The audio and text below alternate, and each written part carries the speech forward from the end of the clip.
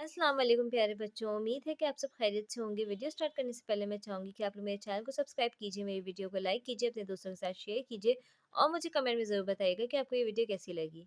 तो आइए बच्चों स्टार्ट करते हैं। आज हम आफाक सन सीरीज़ मुताला इस्लाम क्लास 5 की बुक का पेज नंबर 102 करेंगे। तो पेज नंबर 102 खोल लीजिए। तो बच्चों पेज नंबर 102 पे हमारे पास चैप्टर है वादे की पाबंदी। आइए रीड करते हैं। एक दिन उस्तानी ने 5वीं जमात के बच्चों से कहा कि वो अपनी अपनी किताबें बस्तों से निकालें ताकि सबक शुरू किया जाए। सब बच्चों ने अपनी अपनी किताबें हाथों में ली मगर आमना के हाथों में किताब नहीं थी। उस्तानी ने आमना से पूछा कि आपकी किताब कहाँ है। आमना ने बताया कि कल मेरी एक सहेली ने मुझसे कुछ देर के लिए किताब मांगी थी। उसने मुझसे वादा किया था कि मैं किताब तुम्हें वापस कर दूंगी, मगर उसने किताब वापस नहीं की। अच्छा, अब क्लास में जो है टीचर पढ़ा रही थी। टीचर ने सबसे कहा कि आप लोग अपनी बुक्स निकाल लीजिए ताकि हम सबक स्टार्ट करें। लेकिन आमना के पास बुक नहीं थी और जब टीचर ने पूछा तो उसने कहा कि मेरी एक दोस्त ने मुझसे किताब ली थी और उसने कहा था कि मैं तुम्हें ये किताब वापस कर दूंगी, वादा किया था उसने, लेकिन उसने मेरी किताब वापस नहीं की। उस्तानी ने आमना की बात सुनकर कहा, यह तो बुरी बात है कि आपकी सहेली ने अपना वादा पूरा ना किया। वादा तोड़ना तो बुरी बात होती है। बच्चों, आज मैं आपको वादे की अहमियत के बारे में चंद बातें बताना चाहती हूँ। इन बातों को तवज्जो से सुने और हमेशा इन पर अमल करें। ठीक है, आज इस चैप्टर में आपको वादे के की अहमियत बताई जाएगी कि वादा करके उससे मुकर जाना बहुत गलत बात है। अगर आपने वादा किया है तो उसे पूरा कीजिए। ठीक है, तो आज कुछ बातें आपको इस चैप्टर में बताई जाएंगी, तो गौर से सुनिएगा और उस पर अमल करने की कोशिश कीजिएगा।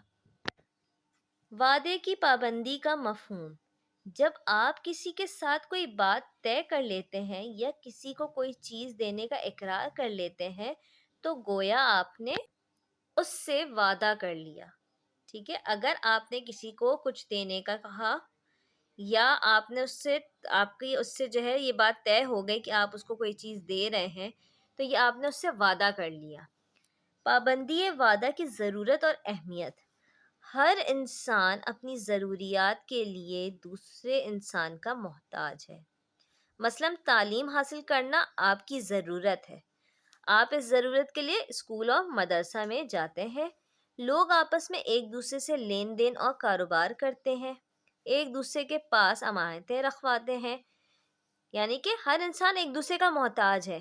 अब आपको अगर तालीम हासिल करनी है, उसके लिए आपको मदरसा जाना पड़ेगा। तालीम आपकी ज़रूरत है और उसके लिए आपको मदरसा जाना पड़ेगा, स्कूल जाना पड़ेगा और वहाँ पे आपको किसकी हेल्प की ज़रूरत पड़ेगी? टीचर्स की। अच्छा, उसके बाद जब हम कारोबार करते हैं तो आपस में लेन-देन करते हैं। अगर हमें पैसे की ज़रूरत है, तो हम अपनी कोई चीज़ देकर उस दूसरे इंसान से हम पैसे ले लेते हैं। या हमें पैसों की ज़रूरत है, तो हम दूसरे के पास जाते हैं।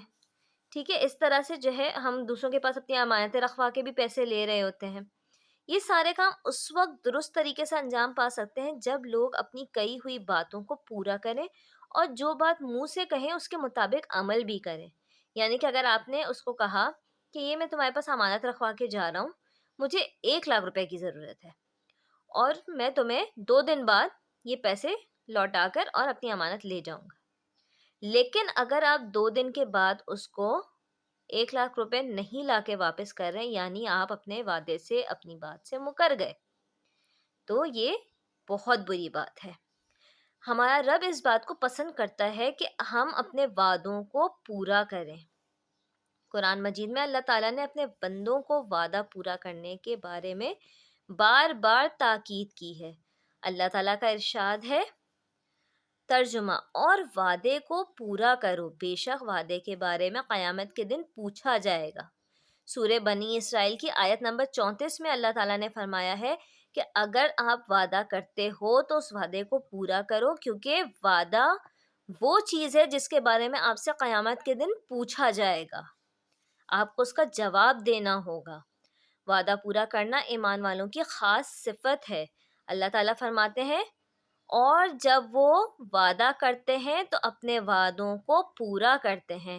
یعنی جو ایمان لانے والے ہیں، جو مسلمان ہیں، پکے مسلمان ہیں، ان کے بارے میں اللہ تعالیٰ نے سورہ بقرہ میں آیت نمبر 177 میں فرمایا ہے کہ جو پکے مسلمان ہیں وہ اپنا وعدہ پورا کرتے ہیں. اگر وعدہ کرتے ہیں تو وہ وعدے کو اپنا پورا بھی کرتے ہیں. حدیث کے مطابق منافق کی ایک نشانی یہ ہے کہ وہ وعدہ پورا نہیں کرتا. منافق وہ ہے جو اپنا وعدہ پورا نہیں کرے گا.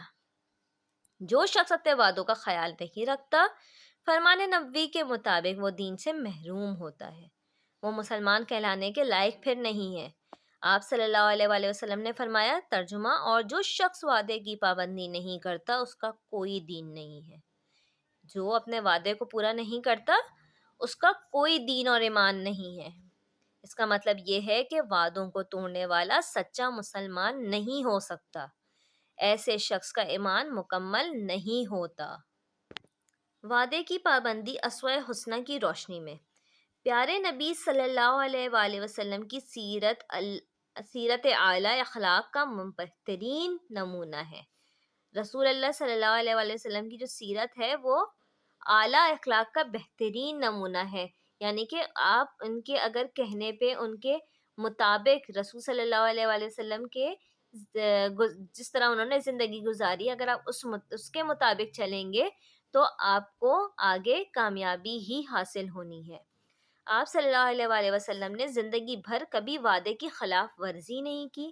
آپ کے قول اور فعل میں کبھی تضاد نہ ہوتا تھا. جو کہتے تھے وہ کر کے بھی دکھاتے تھے. قول یعنی کہنا، فعل یعنی کرنا.